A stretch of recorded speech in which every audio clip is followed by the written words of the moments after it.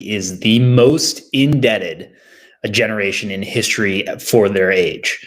And when I heard that, uh, shock, it was a shock to hear that.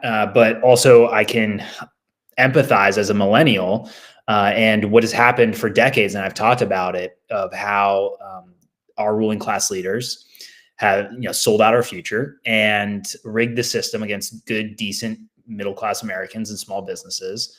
And so it's been over decades that this has been happening.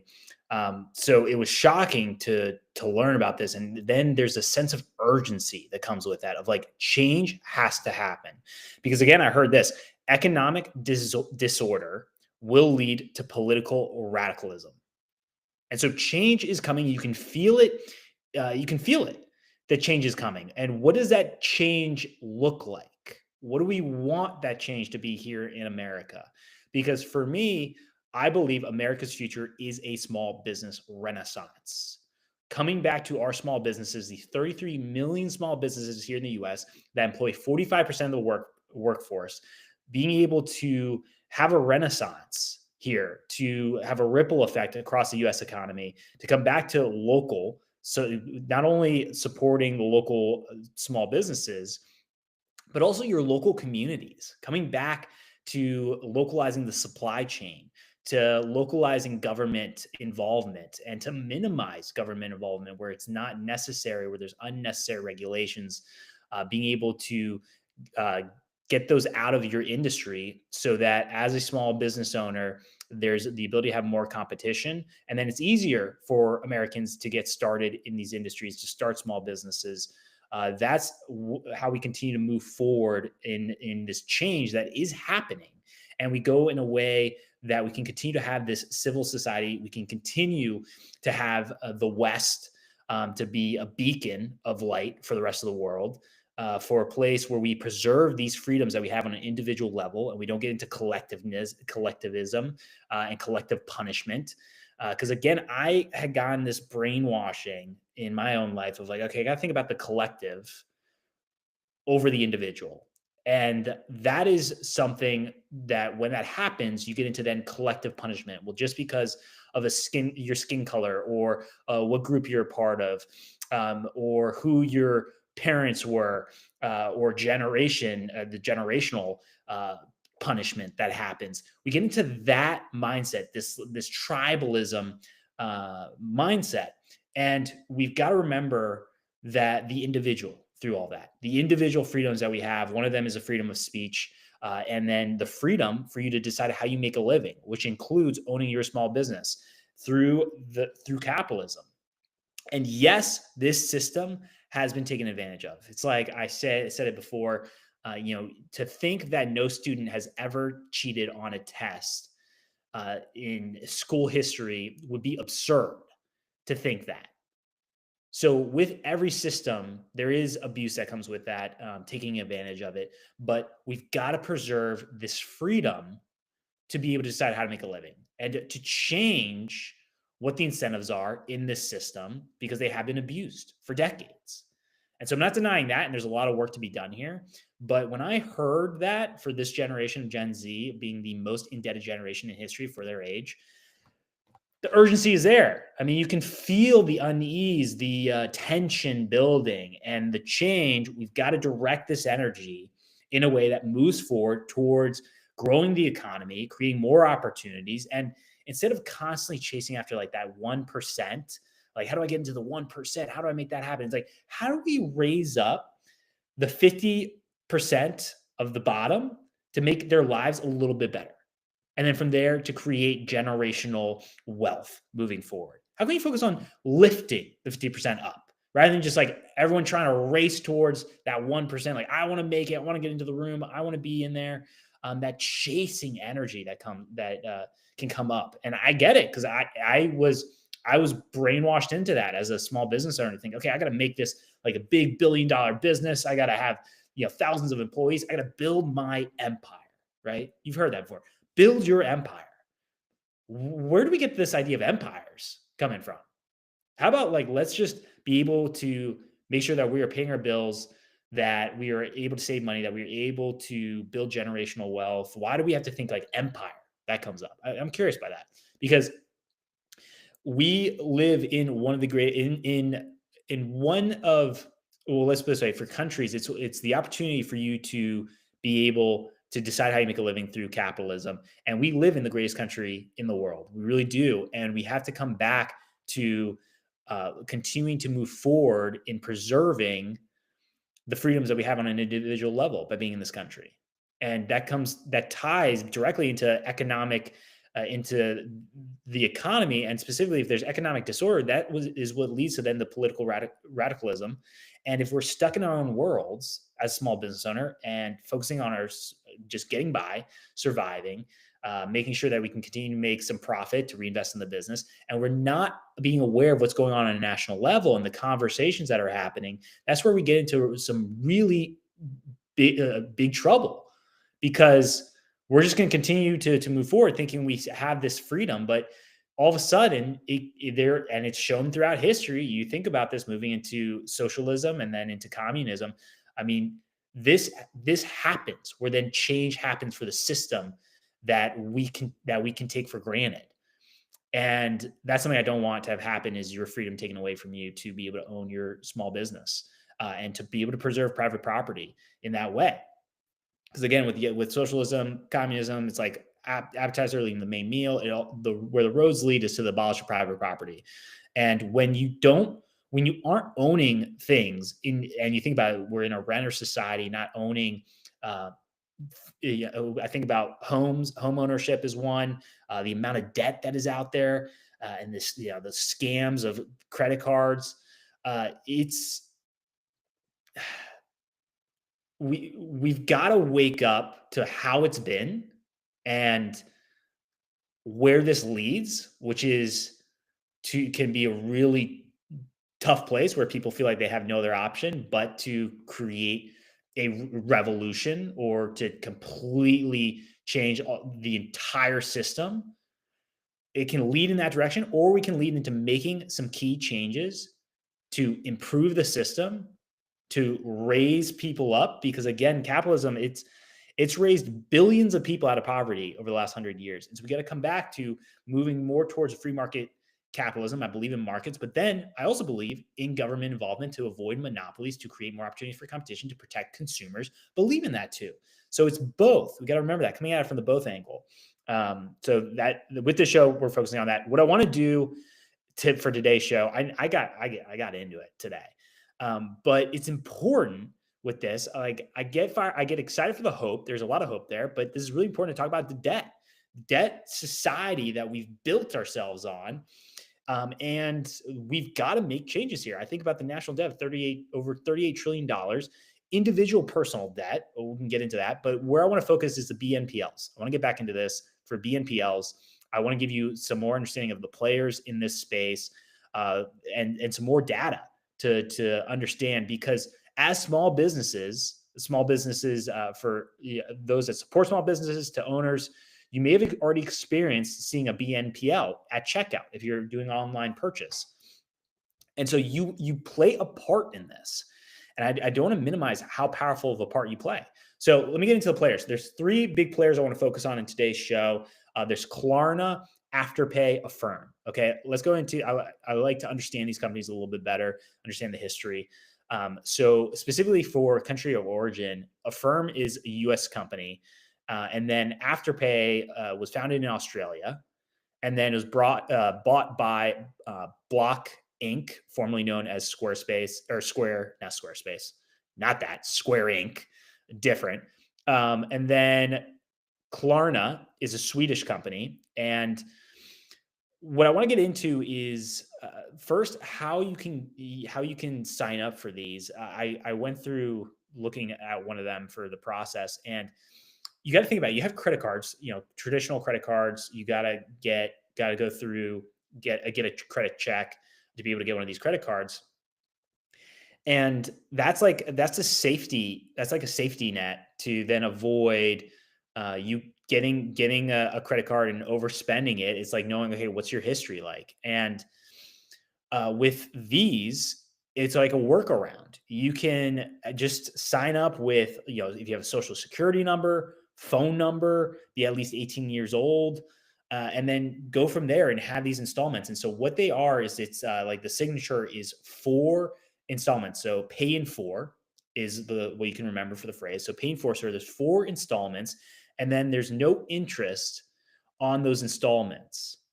But what can happen is with some of these companies, you can then get late fees, automatic late fees for missing a payment. And that's where it can start to add up. It then goes into, if you're missing these payments, you go into collections. You can go into collections. And then it's what information then is reported to the credit bureaus. And so what I could find was that for Klarna, there's no positive activity for short term that's sent to the credit bureaus. That's what I could find as of going through this information. That may have changed recently, but they do report then negative activity. So this is where your credit score can be hurt, is for late and missed payments or defaults. Now with Afterpay, this is where there is no positive activity that's reported. And then, yes, there are negative activity that's reported. And this is for that can be reported for like really severe issues like defaults or collections. Affirm is where I could see that there was, this happened early this year, where there's systematically reporting on all loan activity. So that gives you an idea of what happens relating to your credit score. But then what I got into was understanding how many people are using this, right? Especially for younger generations. I was trying to understand that. And then even for the market share for like these 3, the total US market share that I could find is, it's over 60% for these 3 companies. And then with some surveys, it shows as high as 60% of Gen Z have been using BNPLs. And, something that you got to remember, like for me, what was sold to me when I was growing up was like, oh, get a credit card, start building your credit so that you can go for getting a mortgage.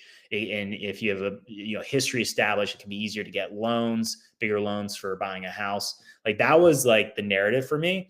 And the more I get into this, and the more I look at my own personal experience, I've had difficulties with credit cards in the past, and I've talked about it before on this show about how much debt I got into for the last in-person summit that I created, and how I had to have this awakening of telling the truth, and that's why truth is such an important value of mine, and important for what you can expect with this show is to seek out the truth. And with me, through my own personal experiences, through conversations. The more I get into it, the more I'm like, I want to stay as far away as I can from debt, like, and work off the debt that I do have, and like, just get away from that. It's like, I think, going into Dave Ramsey with that focus of just debt it can create a lot of anxiety and additional stress. And the messaging of living in your means is so important to remember for yourself. Like, stop trying to chase external validation of like being able to see what you have. And so that's an important message. And that can come up for people when they think of Gen Z using these BNPLs of like, oh, they're trying to live above their means. But actually, what I've learned is that most are using BNPLs to meet their needs. Now, that's an important distinction. I want to be very clear and create space for that. That's an important distinction. It's not to live above your means. I think about that with credit card. I've experienced that before, where I've taken the trip when I didn't really think I had the money to take the trip, and I did it because I wanted to experience that. And I'm like, oh, I'm being able to, like how I put it was like, I'm going to manifest this into the rest of my life, and this is like a taste of what to expect. But I don't actually have the money to back this up. But I'm still going to do the trip. That just created a spiral for me personally. So I get the above the means idea, but this is to meet their needs for Gen Z.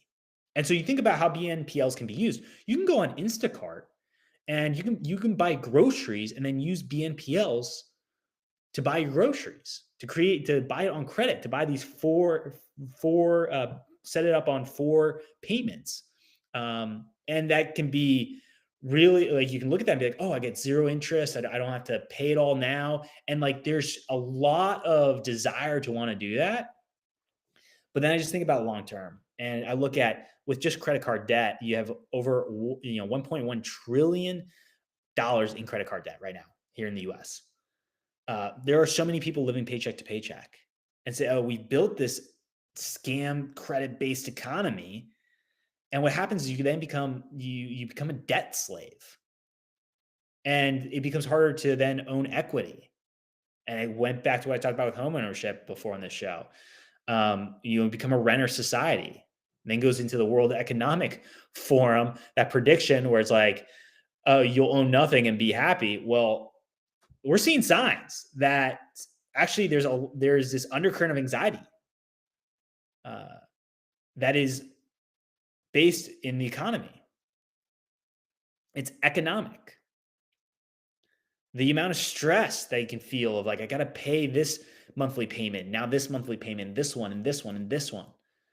You feel like you're constantly on defense. And like, how then can you fight for, um, or fight for the life that you want, fight for the the country that you want to continue to preserve, and how can you feel any sense of pride for the country and love for this country if you have no equity in this country? And so we got to wake up to this as small business owners and supporters of small businesses and realize, okay, well, what can we do here? So again, as a reminder, it's like the pay in four is what you can remember: four installment payments, 0% interest.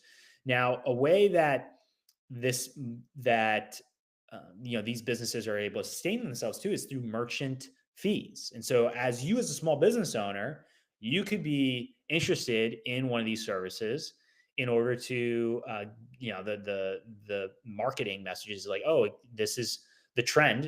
Gen Z is using this, bring in more consumers this way. But you think about all those fees; they add up for these purchases, and you even think about it. You have your fees with other traditional credit cards and the payment processing platforms. So things add up here. But it's also like, what does this message send to the country and to consumers and to younger generations? It's like, are we supportive of just building a society based off of credit? And then at some point, the house of cards are all going to fall, but hopefully it's not on our watch, and we like push this off to next generation to deal with for the problem. Or do we change it? Do we change this narrative? Do we change the conversation around debt? And then as small business owners, we say, okay, enough's enough. Like, I'm not going to support this. And I know how hard it is. I know it in my own business as well. I gotta deal with it too. And so I get it, but at least we have to have the conversation. We got to start having the conversation about this and start figuring out other solutions and other ways to be able to move forward, because this is not looking good. And as younger generations continue to go down the spiral of year over year, not being able to build equity, not able to build wealth, not be able to fight for the life that they want, and they're constantly not seeing the results, and then it gets into this hopeless feeling. Well, then when you're desperate in that way, you look to radical ideas. And that's where these ideas of revolution comes up. And that's something we have to avoid in this country, is to preserve the civil society that we live in. And it's fragile, yes, but it's so beautiful to be able to live in a society where we can disagree with each other. We can still be civil, that we can come around around our economy and supporting each other. If that's from a small business owner to supporting the people that you serve through your products and services, to those that support small businesses, to support your community. The ripple effect is powerful that small businesses can have. And this is a part where I do believe in markets. I move towards free market capitalism, but I also know where things just don't feel right, where in your gut, this is just off. This is preying on people. And you feel off on just what's being built here in people's lives. It's like a mountain of debt. And so this is something that's going to be more conversations ahead about it. But I wanted to share with you, a deeper dive into the BNPLs and what's going on and the urgency that's here that's important to address with this generation moving forward. And I know millennials can relate to this absolutely, but we've got to change it, and the clock is ticking. So appreciate your support with this movement. Thank you for your support. I'm excited to again go live this week. More to come this week, and I'll see you tomorrow.